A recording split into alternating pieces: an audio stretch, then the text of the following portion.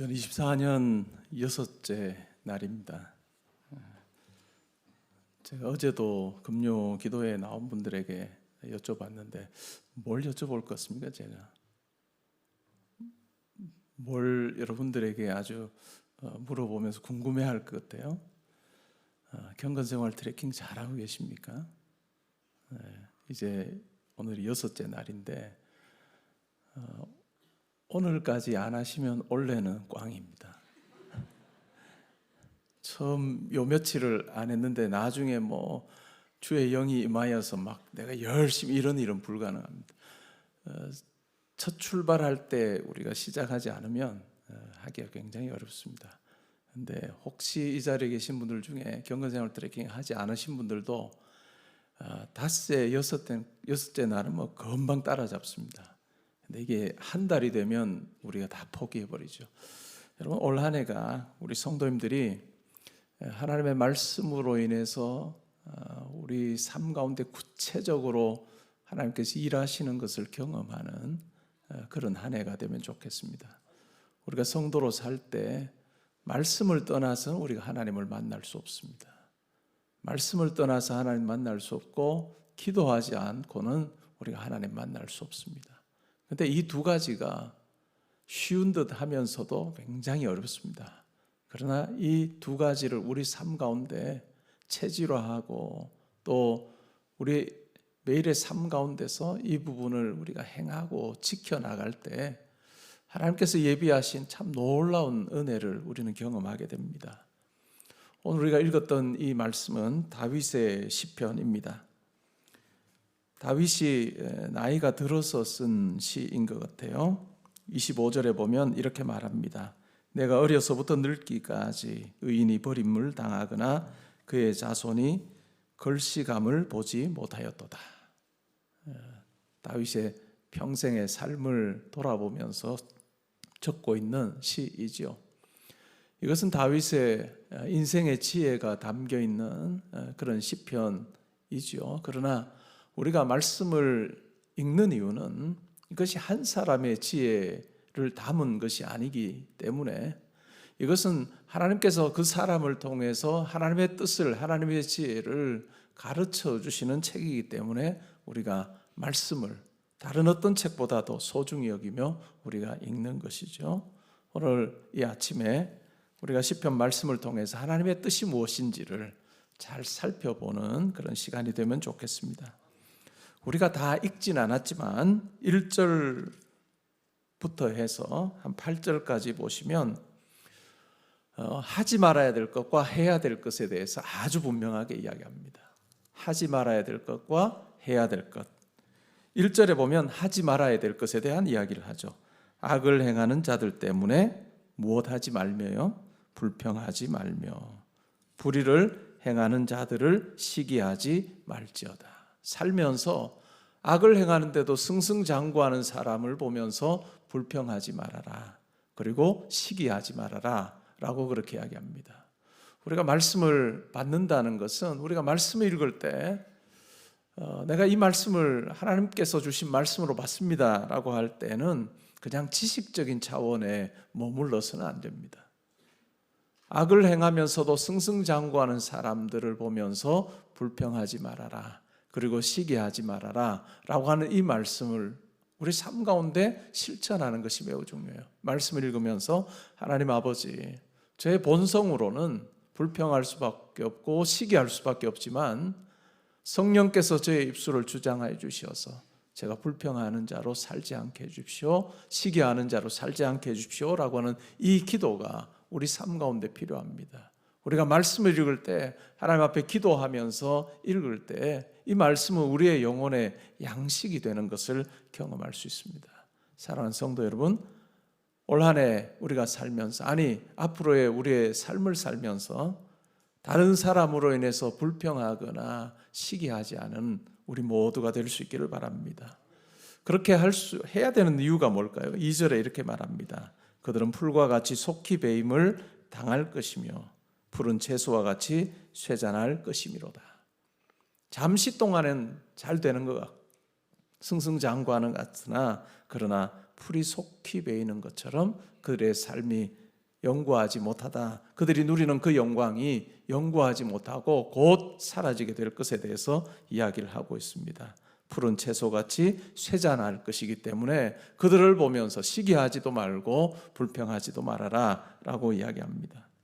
그러면서 3절에 보니까 해야 될 부분에 대해서 이야기를 하죠. 여호와를 의뢰하고 선을 행하라. 때로는 우리가 자포자기할 때가 있습니다. 내가 하나님 앞에 이렇게 열심히 내어 살려고 하는데 왜 하나님께서 내 삶에는 하나님께서 약속하신 것들을 주시지 않고 하나님의 이름을 부르지도 않고 기도하지도 않는 자들에게는 왜 그와 같은 성공을 주시는가라고 하는 생각을 우리가 할 수도 있습니다. 그러나 3절에서 시인은 말합니다. 여호와를 의뢰하고 선을 행하라. 우리의 삶에서 이것이 매우 중요한 부분이 되어야 될 것입니다. 하루를 살 때 하나님을 신뢰하는 것입니다. 내 지혜를 의지하지 않고 내 경험을 의지하지 않고 하나님을 신뢰하고 하나님께서 기뻐하시는 선을 행하기 위해서 우리가 몸부림치며 사는 것은 매우 중요할 것입니다. 땅에 머무는 동안에 그의 성실을 먹을거리로 삼을지어다. 우리가 매일 음식을 먹음으로 우리의 육체가 보존되고 또 잘 유지되는 것처럼 우리가 하나님의 성실하심을 믿고 우리가 따르는 것, 그것이 내 삶의 먹을거리가 되는 것, 그것이 얼마나 중요한지를 우리는 기억할 필요가 있습니다. 우리는 신실하지 못할 때가 많습니다. 성실하지 못할 때가 많죠. 그럼에도 불구하고 하나님 아버지께서는 우리를 항상 성실로 대하신다는 것, 변하지 않는 신실하심으로 우리를 붙들어 주신다는 것, 그것이 우리의 인생의 든든함 아니겠습니까? 5절에 또 해야 될 부분에 대해서 이야기합니다. 내 길을 여호와께 맡기라. 그를 의지하면 그가 이루시고 내 의를 빛같이 나타내시며 내 공의를 정오의 빛같이 하시리로다 라고 이야기합니다. 우리의 길을 하나님께 맡기는 삶을 살라라고 이야기합니다. 우리가 계획하고 또 우리가 열심히 수고하고 애쓰지만 우리의 길을 인도하시는 분은 하나님이시다라고 하는 것을 우리가 믿을 필요가 있습니다. 신뢰할 필요가 있습니다. 우리에게 있어서 어떤 상황에서 내 지혜로 생각할 때 여러 가능성 있는 일들이 있겠죠. 경우의 수들이 있겠죠. 그러나 그것이 전부가 아니라 내 길을 여호와께 맡길 때 하나님께서 그것을 이루어 주신다. 내 계획보다 또한 내 바람보다 더 아름답게 이루어 주시는 하나님을 우리가 만나며 살면 좋겠습니다. 우리의 매일의 삶에서 하루를 시작하며 이 기도를 하면 좋겠습니다. 하나님, 오늘 하루도 하나님의 손에 저의 삶을 의탁합니다.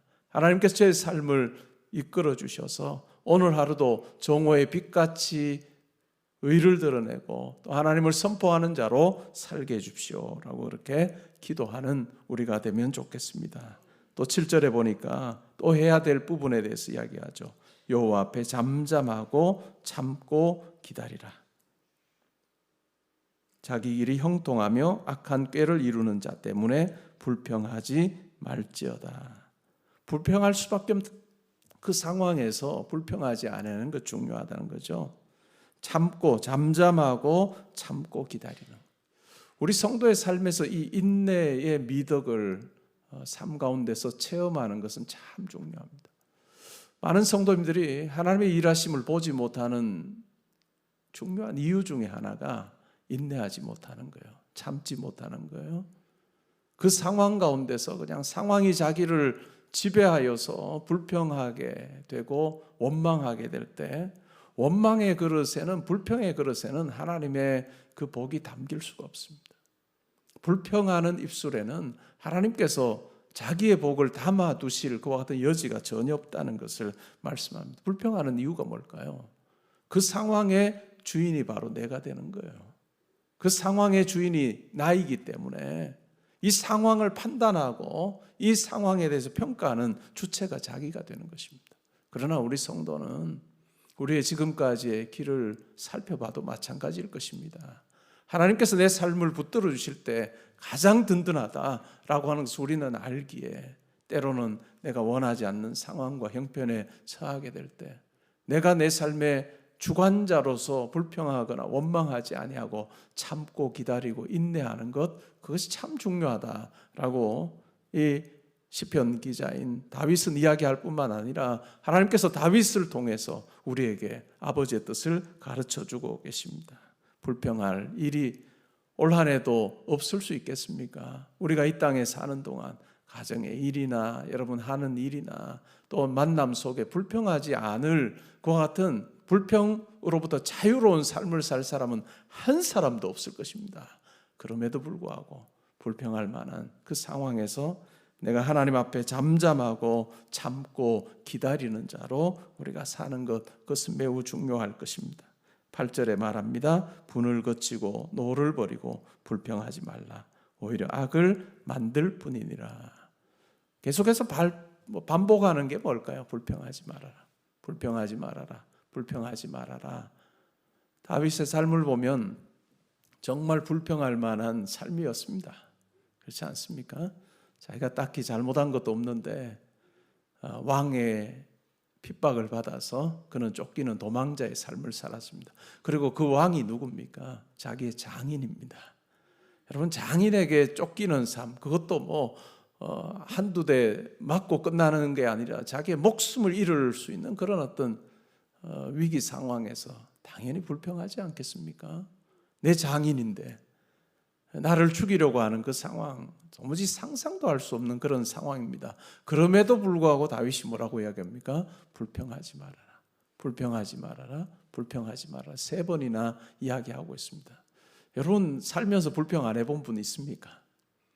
다 불평해 봤을 겁니다. 근데 불평할 때 여러분 행복하시던가요? 불평할 때 내가 불평만 하면 내 마음에 평강이 있고 불평만 하면 내가 막 미소가 이런 사람 하나도 없어요.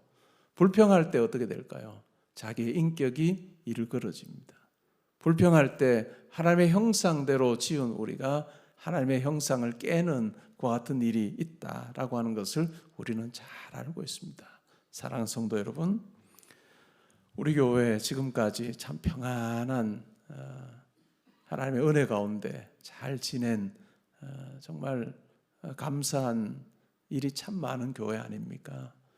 2024년을 살면서도 우리 교회가 불평하지 않고 정말 하나님께 감사하는 그런 모습으로 살면 좋겠습니다. 하나님만을 의뢰하며 선을 행하는 교회, 하나님을 기뻐함으로 우리의 소원을 이루어 주시는 것을 경험하는 교회, 또 하나님께 우리의 길을 맡김으로 하나님께서 이루시는 것을 경험하고 하나님 앞에 잠잠히 참고 기다림으로 하나님께서 우리를 통해 계획하신 일들을 다 이루는 그런 교회가 되면 좋겠고, 또 여러분 한 분 한 분의 삶이 되면 좋겠습니다.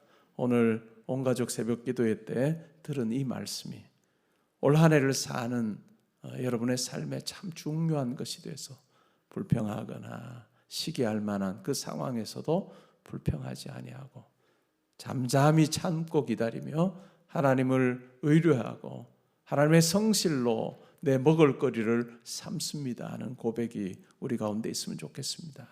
다윗은 하나님으로 만난 자입니다. 그런데 우리는 어떨까요? 우리는 하나님으로 만난 자일 뿐만 아니라 우리의 아버지로 만난 자입니다. 자기 아들을 내주셔서 우리를 아들, 딸 삼으신 그 하나님의 사랑이 우리 가운데 머물러 있기 때문에 예수 그리스도의 십자가의 그 사랑을 기억할 때마다 우리는 하나님 아버지 앞에 얼마나 더 순종함으로 더 의지할 수 있는 자인지를 우리는 확인하게 될 것입니다. 여러분 스스로를 향해서 한번 말씀하고 다짐해 보십시오. 나는 올 한 해 불평하지 않겠다. 시기하지 않겠다.